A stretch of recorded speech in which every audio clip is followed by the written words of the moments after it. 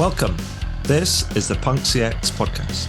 My name is Adrian Swinscoe, and I'm an advisor, best-selling author, Forbes contributor, and general explorer of the service and experience space. On the podcast, I seek out and interview entrepreneurs, leading business people, authors, tech leaders, academics, and generally cool people doing interesting stuff in the service and experience space.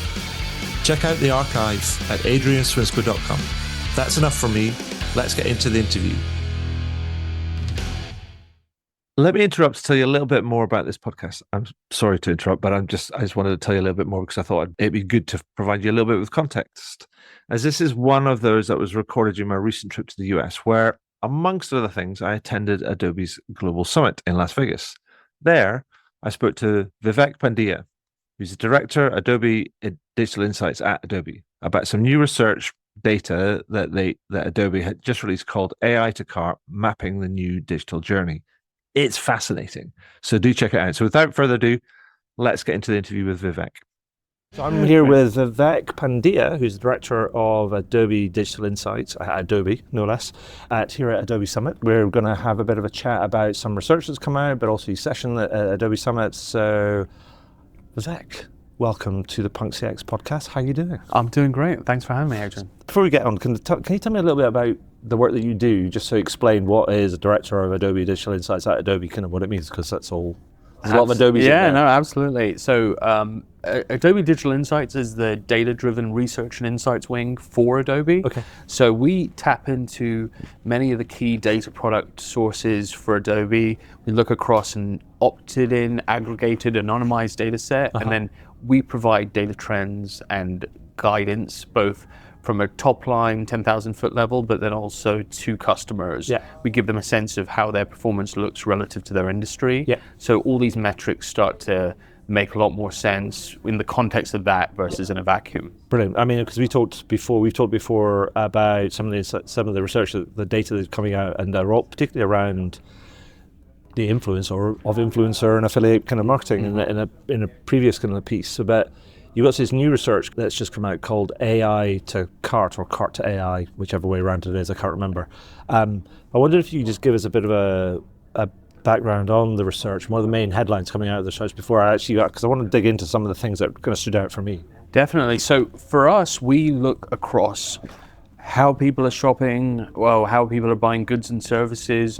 Our calling card was a lot of how people were spending on Black Friday and Cyber Monday and things like that. So we were very keen on marketing channels and how people are discovering different brands and goods, which speaks to what we talked about earlier about influencers and affiliates. But what we detected through our data was a pretty strong influence of traffic coming from these generative AI assistant platforms. Right, okay. And that was really startling to us, because we saw between a 500 to 700% uptick since, as around last summer, really. Yeah. And so that's very indicative of many of these AI assistant platforms now allowing consumers to click on links and then go beyond the AI assistant platform itself. Okay. So many of these major players, new ones popping up all the time, really had a back and forth relationship with the user, and we saw many people discovering what they could do with these AI assistants, how they could prompt them, what sort of user results they were getting, what sort of uptake they could do with that. But once the links started coming through, that's when we started to see this surge of traffic. Yeah. And ultimately, we're starting to see the performance metrics kind of move in pace with that. We're seeing them spend more time on site than non-AI source traffic. We're seeing them convert more effectively than they had before. That they're on quite a trajectory. I would say conversion rates are up 83% relative to when they first started coming onto the scene. So there's a lot of upside for retailers to think about how they engage this type of traffic. Okay. I mean, I want to pick up you said that the AI-driven referrals are up sort of 700 to 800% since August. And the thing I wanted to ask is, like, the first of all was like, what happened in August to trigger that kind of wave? Or is it? I mean, yeah, from your perspective, what happened? Is it you just started tracking it, or is there something that actually happened? Well, we did see, we saw pulses of a little bit of traffic coming from different sources. Again, we approached this generative AI assistant platform subset or source traffic the same way we do overall aggregated online retail. So we know there are a lot of players out there that are now offering different capabilities in Gen AI assistant platforms, but many of the major ones started linking off traffic in mass to these different retail sites, travel sites, financial sites, and that's what triggered the influx. And we had anticipated, okay, where people might be trying it out, see where it goes, but we've actually seen the acceleration continue. We had the holiday season where people really used it as a kind of assistant, co-pilot, wingman, everything, all the above, to kind of get a sense of how they could manage the holiday season purchasing. So, and when we looked to the survey, which we also did, we found that users were kind of coming up with questions around where can I find cheaper goods, where can I, get this item for me in less than 48 hours, stuff like that. So you see consumers wanting urgency, they're driving on urgency and efficiency, and that's where the AI assistant platform is supporting. And so I know that so I think you talk about kind of it's financial services, it's kind of retail and travel. Those are the big sectors that are driving that. That's exactly right. Those are the ones that we saw a lot of momentum on, and we really want to profile. And when you think about travel, it's just been very interesting because you have, people's kind of operating like, where can I find the cheapest flights? But then also, what do I need to pack before my trip? And give me a checklist. So it's kind of running end to end on those fronts. And then when you think about financial services, there are a lot of complex financial instruments out there. And these AI assistants are summarizing them, giving background. And now, because they're also providing these links to more information, these users are finding, okay, they already had a certain perception of these AI assistants and how quickly they're able to provide very specific answers to their prompts and questions. And now they're also seeing, okay, well, they're pulling information from this source and that source and triangulating. So we've seen the comfortability and familiarity and the trust really scale just as much as the sort of traffic is. So that's where I think a lot of opportunity is. And is this just a young person's game, or is it happening across the piece? We see upticks across all age cohorts. Obviously, millennials and Gen Z are driving it, but you really get this sense from the trends we're seeing from a demo front that people don't want to be left behind with this phenomenon. They want to get in the game. They want to understand what it can do, see how it can aid them and assist them. And so we see upticks across all the age cohorts. And just for clarity, we talk about kind of this traffic that's coming from these AI sort of engines. I mean, what sort of the referrers, as you refer to them, I mean, who are we talking about here? Is this just the usual suspects? The usual suspects, yeah. We and again, we kind of, we see, obviously everyone knows the ChatGPTs of the world, the Geminis, and but ultimately, what we recognize is there's likely going to be, as this kind of progresses, different players who try to lean into different spaces. So try to lean on us more for your travel, lean on us more for your financial interest and things like that. So that could be very fluid over time. But yeah, we have these major players now who, and smaller ones who are all making up the set of traffic, migrating in all these different directions. So you can easily get to a path where it gets into getting over to a retail site or something like that. Because if I say, okay, I want to build a chair, and now all of a sudden it's giving me step-by-step instructions, and I'm like, okay, great, now tell me where I can buy these materials. That's where it kind of comes in, and we're quickly getting to that point. And for clarity, because I noticed in the research you talk about AI assistants and AI agents, and I wanted to understand what are the difference between, because it's like there's nuances.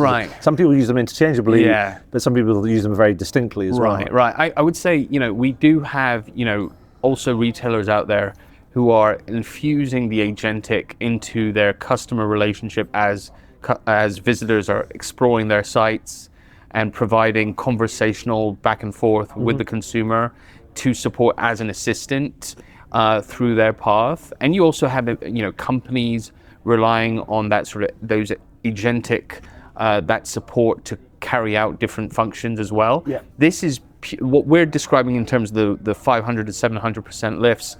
That's very much the traffic coming from the AI assistant platforms to the retail site. Somebody's asked something, they've seen a thing, and then they've gone through to But then once they're in that retailer's environment, they're very much engaging with these types of agentic players as well, Right. because you just have such a leap in delivery now in terms of on the agentic front. So it might be driving traffic, but what's happening when it kind of comes through? Is it kind of like going like, you're printing money? What's Well, on the I flip think side? what we've seen, and I think in the grand context of things, we're probably in earlier days because we've seen so much rapid change in less than a year. But we're seeing visitors from that AI source path spending more time on site, more than 41%, in terms of longer visits.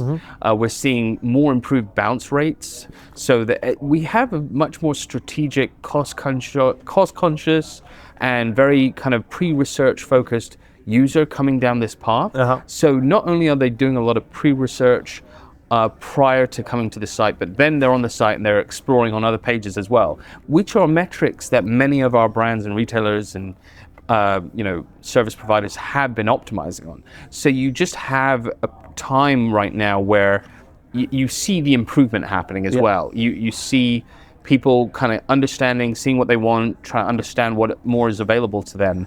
And all that's an upside as a factor that AI source journey. It's not converting at the same rate as a non-AI search is right now.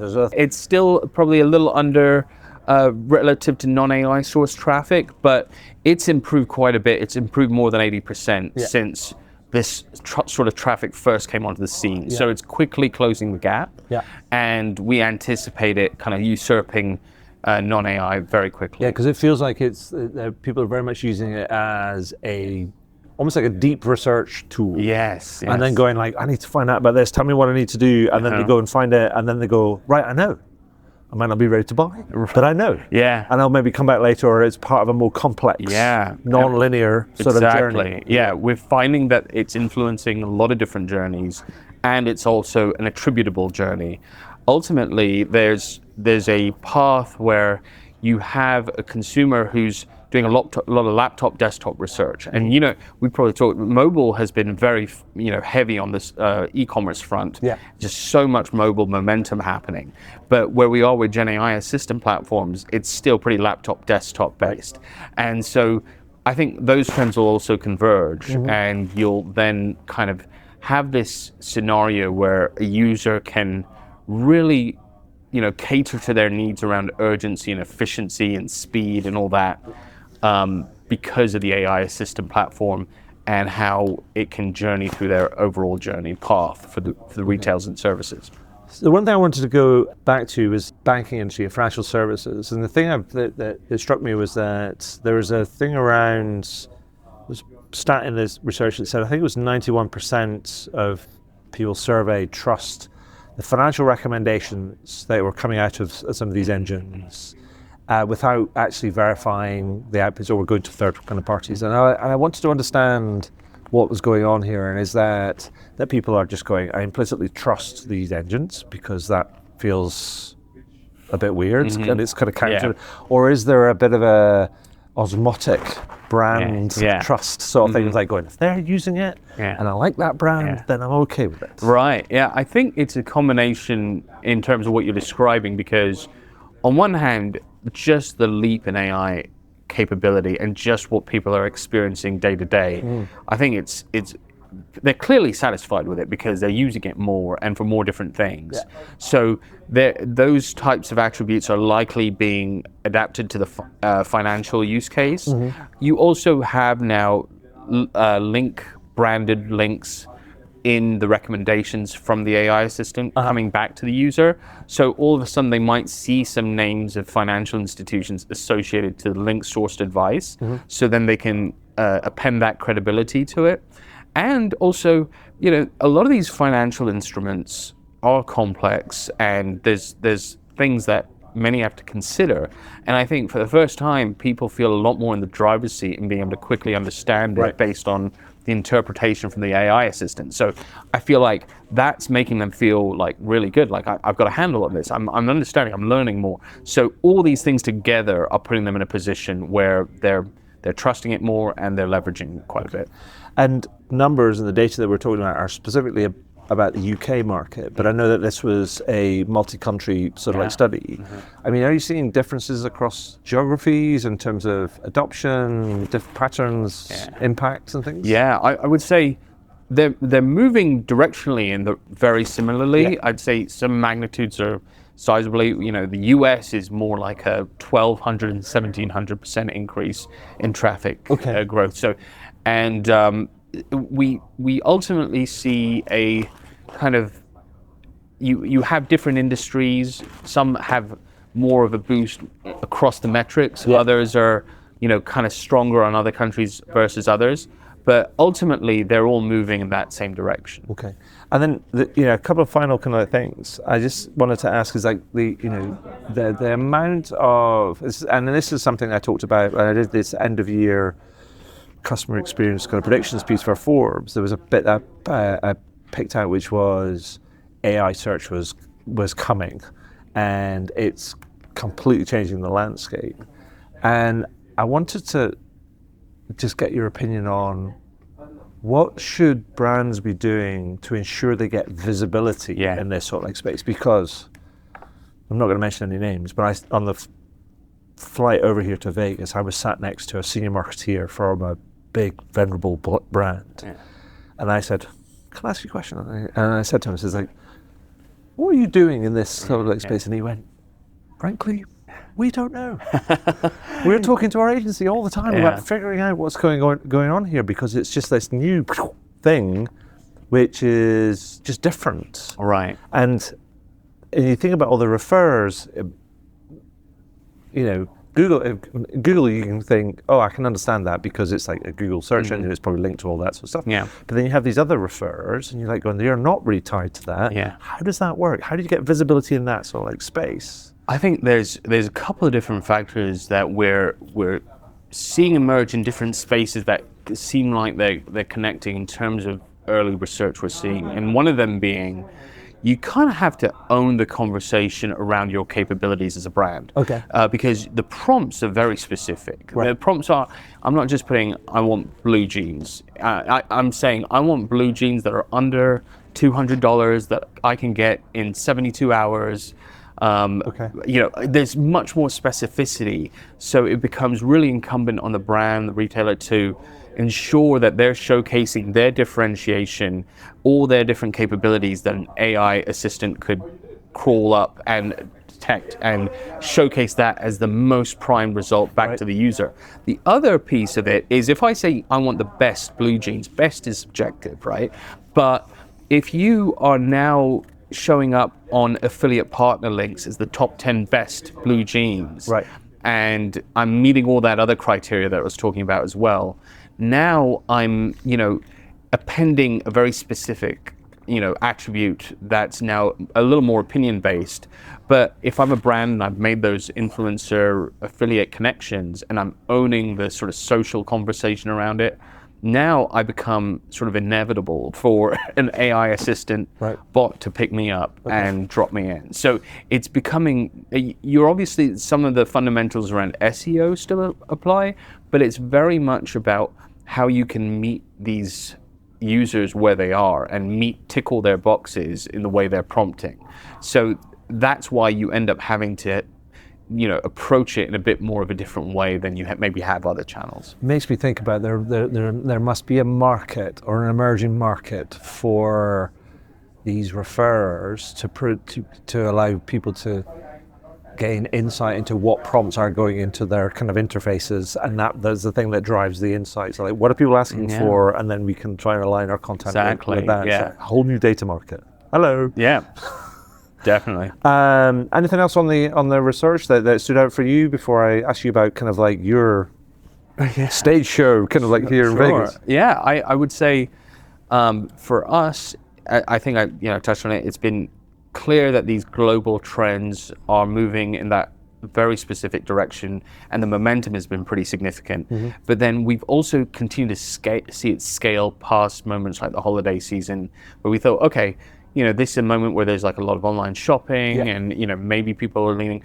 It's continuing to move up. So we do feel like a paradigm shift, and that phenomenon is persisting. Yes. So I think that's makes it all very much about brands and retailers investing in this moment. Because when we think about mobile, we've advised a lot of investment in mobile and apps, and many brands and retailers have done that and they've seen upside. But broadly, mobile conversion rates still lag laptop and desktop pretty significantly. And given the migratory shifts to mobile, it's been so important to ensure that there are winners there. So that's why we really affirm that there should be a lot of conscientious thinking around how to optimize around this and drive the momentum. I mean, just to kind of thank you for that. I mean, just to belabor the point, I mean, thank you for bringing up that trajectory, because it was apparent to me, and I was going to ask you about it, is that you see this uptick since August, and it goes and then November, December, it's like, oh, fine, there's like peak shopping sort of season. You're like, oh no, I expected it to go down in January, and they went, no, it kept going up. And it's gone up January and February, and it's keep going up. So like, you're absolutely kind of right. It's like going, this is not a seasonal thing. This is a behavioral shift thing. And it's like, it's happening. Exactly. The train has left the station. Yeah, and these events can kind of break the seal and elevate it even more. So, yeah, I think that's all to say. The comfortability is there, the familiarity is there. So you kind of have to jump in now as it continues to keep moving. I mean, and maybe this is a good segue, because I mean, I can ask you, is like going, is this one of the CX trends that you're going to be talking about? It's fascinating because, I would say we're still thinking about the broader CX space, and customer experience has been the focus around personalization has been really strong, and we're having to really showcase where the uptake and the impact is. But also from survey research that's informing that session, there is a bit of a chasm between customer expectations and where brands are at and where brands feel they're at resourcing wise. And so it's always been that, I think. And that is definitely the case that we're showcasing, but this research has quickly kind of made its way into this, and the both this Gen AI journey, but also what we really called out is there's been talk about walled gardens and disconnected data and things like that, but like when we think about the impact social media affiliates had over in the UK, US, like it was staggering over the holiday season. That they're converting 9 times better than general social media traffic, and they have the promo codes, the discount codes that are helping in a broader inflationary environment. Plus, these influencers are operating in more sophisticated ways. Their audiences trust them. So, just in the same way in the Gen AI space, people are using them to ideate and get sense of where they can get best pricing and things like that. They're doing that in the social media space too. So it becomes incredibly important to be able to tie the attribution to these types of sources and that retail channels. The chasm. I mean, I think that, so you mentioned the chasm, and I think that's really interesting because it's almost always been thus. And it feels like a perennial. Is that a problem? Is it like an awareness? Is it an empathy? I mean, I know there's leading brands that try and that are making a difference, like crossing that kind of chasm. But it feels like it's a huge opportunity space for people. And yet there's not many people feels like they're trying to grasp the nettle. I think it's also been, in a pre-AI world, it was a daunting task. Yes. And I think the promise of AI is it makes it supercharges the journey to it. In that you can now think about all these processes, all these touch points processed through Gen AI, and the agentic support that's helping that along, and all the inputs that comes off that allows a potential opportunity that may have seemed really challenging seem more attainable, because yes, personalization has all these upsides, but we also kind of absorb that there are these attributes around the walled gardens and these other areas that end up being a bit of blind spots. But ultimately, when you have Gen AI, maybe creating propensity models for you, giving you a sense of like, these are the attributes of the audiences that you do have. What could the audiences in this specific space look like relative to them? all that's become a much more tighter capability. And I think that's where we're really showcasing there's a lot of opportunity there. There's a lot of thinking that needs to be done around end-to-end consumer experience, and Gen AI's place across all of it. I think the thing that I would emphasize, I mean, I think this is something that the CEO of Coca-Cola kind of said, or I think that was right, is like going, this is just a tool. And it's incumbent on leaders and execs, human beings, to harness their own imagination and their own creativity. And I've been saying this for such a long time. It's like it's up to you to describe your vision for the experiences that you want to create, and then think about what is the data, what is the tech that you need in order to deliver against that. And that still remains one of the biggest challenges, is for people to step off and go, what is it that we want to do? How do we want to kind of be? And I think all the tools are getting even more sophisticated to allow people and to help people ideate and imagine all these sort of things. But it was brilliant to hear one of the biggest brands in the world is going to go, actually, it's just a tool. It's up to us to imagine, and then to help use the tools to help us deliver against that imagination. And be incredibly customer centric, because, when we think about direct share to retail sites or travel sites or from social media, it's still relatively small compared to search and some of these others, but there's so much happening in the experience on a social app that these users are experiencing, and they might be making additional purchases on the platform itself. They might be getting ideas and be like, oh, okay, I've done my research, I'll pop over and buy it later. But like, there's definitely a lot of white space there to kind of think about how much has your audience shifted over the past 15, 20 years. And because we know there's been a lot of change and shifting, even outside of AI, in the way people come up with what they need to buy, how they buy. The broader, we manage the Digital Economy Index, with the broader economic view that they have around what they're looking to buy. And all that has to kind of be paramount in trying to level up growth and all these things. So I'm going to put you on the spot. Yeah. Final question, boil it down. Vivek's best advice in this maelstrom of technology and creativity and everything else, and people want to kind of deliver more personalized experiences at scale. Vivek's best advice is do what? My advice is look really close at your mobile and social influencer affiliate strategy, and reckon with that in the broader scheme of how your overall performance looks. Because those are some of the strongest growth vectors we've been, very fixated on.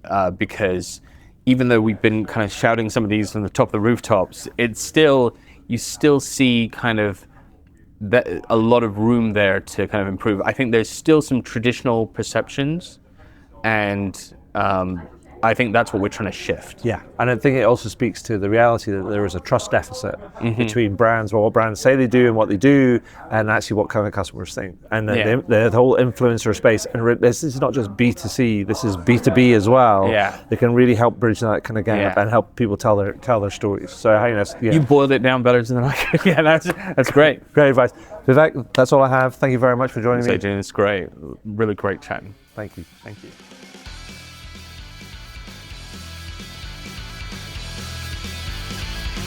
Wow, what a great interview. I hope you enjoyed it. I know I did. Find out more about me and the work that I do at adrianswinscoe.com. Do leave a review on your favorite podcast platform. And if you have any comments, feedback, or questions about the podcast, then feel free to send me a message to podcast@adrianswinscoe.com. And do tune in again. Thanks very much.